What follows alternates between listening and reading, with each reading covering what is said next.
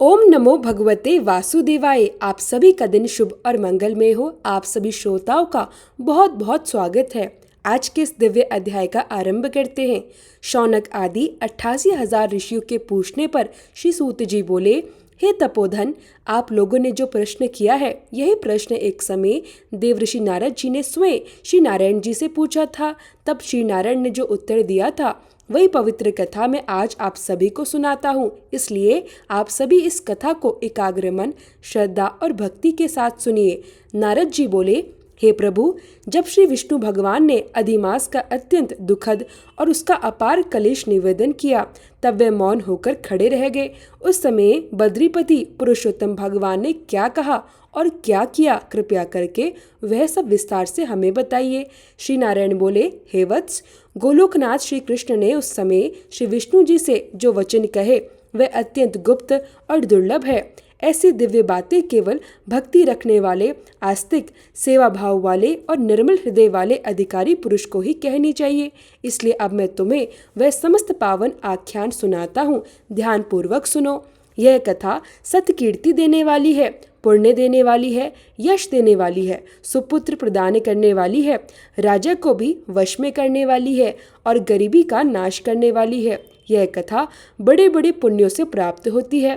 जिस प्रकार इसे सुनना महान पुण्यदायक है, उसी प्रकार अनन्य भक्ति के साथ इसके अनुसार कर्म करना भी आवश्यक है। श्री पुरुषोत्तम भगवान बोले, हे विष्णु, तुमने बहुत उत्तम कार्य किया कि तुम इस मलमास को लेकर यहाँ आए। इससे तुम्हारी लोक में महान कीर्ति होगी।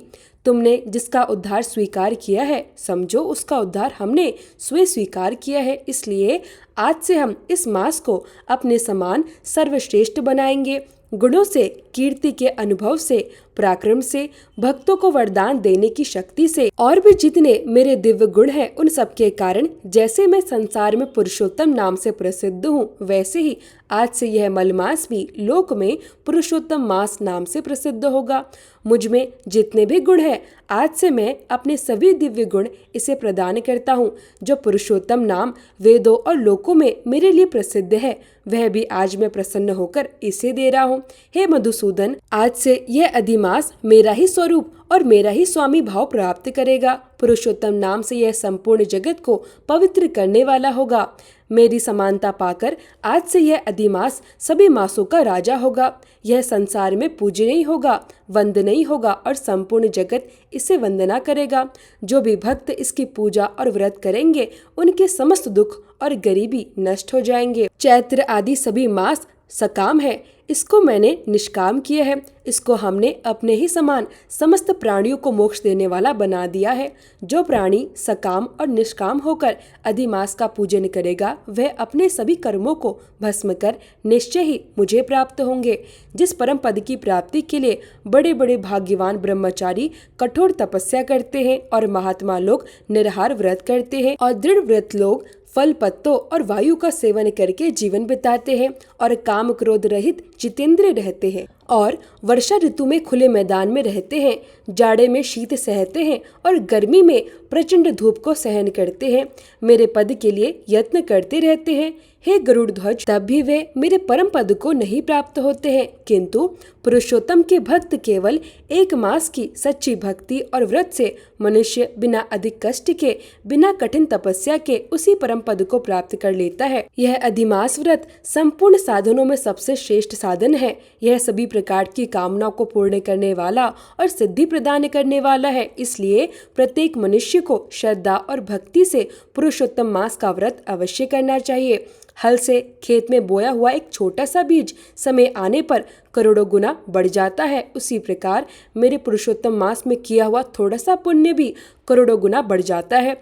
कुछ लोग चातुर्मास करते हैं, कुछ बड़े बड़े यज्ञ करते हैं और उन पुण्यों के प्रभाव से स्वर्ग को प्राप्त होते हैं, लेकिन स्वर्ग के भोग समाप्त होने के बाद उन्हें पुनः पृथ्वी पर लौटना पड़ता है। परंतु जो मनुष्य विधि पूर्वक और श्रद्धा से अधिमास का व्रत करता है, वह अपने समस्त कुल का उद्धार करके अंत में मुझ में ही लीन हो जाता है।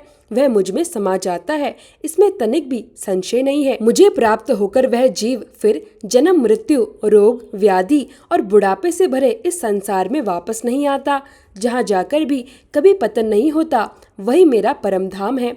ऐसा जो वेदों का वचन है वो सत्य है, असत्य भला कैसे हो सकता है। यह अधिमास और इसका स्वामी मैं ही हूँ और मैंने ही इसे बनाया है। और पुरुषोत्तम, यह जो मेरा नाम है सो भी मैंने इसे दे दिया है। इसलिए इसके भक्तों की मुझे दिन रात चिंता बनी रहती है। उनकी प्रत्येक कामना को मुझे स्वयं पूर्ण करना पड़ता है। कभी कभी मेरे अन्य भक्तों के अपराधों की गणना हो जाती है, लेकिन पुरुषोत्तम मास के भक्तों के अपराधों की मैं कभी गणना नहीं करता। हे विष्णु, मेरे आराधना से भी अधिक मुझे मेरे भक्तों की सेवा और आराधना प्रिय लगती है। कभी कभी अपने भक्तों की इच्छाएं पूर्ण करने में मुझे विलंब हो जाता है, लेकिन पुरुषोत्तम मास के भक्तों की कामना पूर्ण करने में मुझे कभी देरी नहीं होती। मेरे इस मास के भक्त मुझे अत्यंत प्रिय है। जो मनुष्य इस अधिक मास में जप तप और दान नहीं करते वे वास्तव में मूर्ख हैं। जो पुण्य कर्मों से रहित होकर स्नान तक नहीं करते, जो देवताओं और तीर्थों से द्वेष रखते हैं, वे अत्यंत अभागे होते हैं। वे दूसरों के भाग्य पर जीवन बिताने वाले होते हैं। जिस प्रकार खरगोश के सिर पर कभी सींग नहीं होते, उसी प्रकार जो लोग अधिक मास में स्नान दान और पुण्य कर्म नहीं करते, उन्हें स्वप्न में भी सुख प्राप्त नहीं होता। जो मूर्ख मेरे प्रिय मलमास का निरादर करते हैं और मलमास में धर्म आचरण नहीं करते, वे सदा नरक को प्राप्त होते हैं। प्रत्येक तीसरे वर्ष जब पुरुषोत्तम मास आता है, तब जो मनुष्य धर्म और पुण्य कर्म नहीं करते, वह कुंभीपाक नरक में गिरते हैं और इस संसार में भी दुख रूपी अग्नि में जलते रहते हैं। स्त्री पुत्र पौत्र और परिवार से उत्पन्न होने वाले भारी भारी दुखों को भोगते रहते हैं।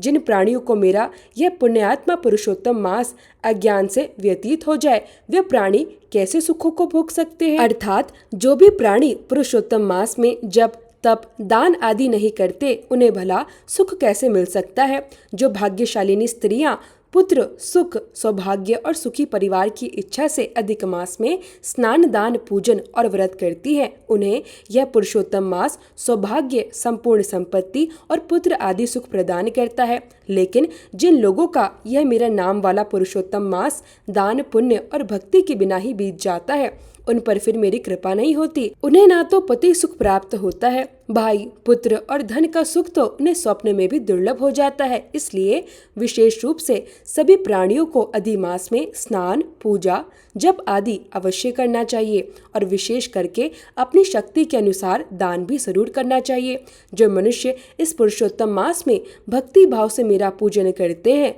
वे धन पुत्र और अनेक प्रकार के सुखों को भोगकर पुनः गोलोक के वासी हो जाते हैं। मेरी आज्ञा से सभी लोग मेरे अधिमास का पूजन करेंगे। मैंने सभी मासों में इसे सबसे उत्तम मास बताया है, इसलिए अधिमास की चिंता त्याग कर हे रमापते, आप इस अतुल्य पुरुषोत्तम मास को साथ लेकर अपने वैकुंठ धाम को प्रस्थान कीजिए। जब श्री नारायण जी ने कहा, तब भगवान श्री कृष्ण के श्रीमुख से ऐसे मधुर और रसपूर्ण वचन सुनकर श्री विष्णु भगवान अत्यंत प्रसन्न हो गए। उन्होंने उस मलमास को अपने साथ लिया और नव जलधाराओं के समान श्याम सुंदर भगवान श्री कृष्ण को प्रणाम किया। इसके बाद गरुड़ पर सवार होकर वे शीघ्र ही वैकुंठ लोक की ओर प्रस्थान कर गए। वैकुंठ लोक में पहुंचने के बाद आगे जो भी कुछ हुआ, उसका वृत्तांत आप सभी अगले अध्याय में जरूर सुनिएगा। कथा आज की अच्छी लगी हो तो वीडियो को लाइक जरूर कीजिएगा और हो सके तो कमेंट बॉक्स में जय श्री हरि विष्णु जरूर लिखिए।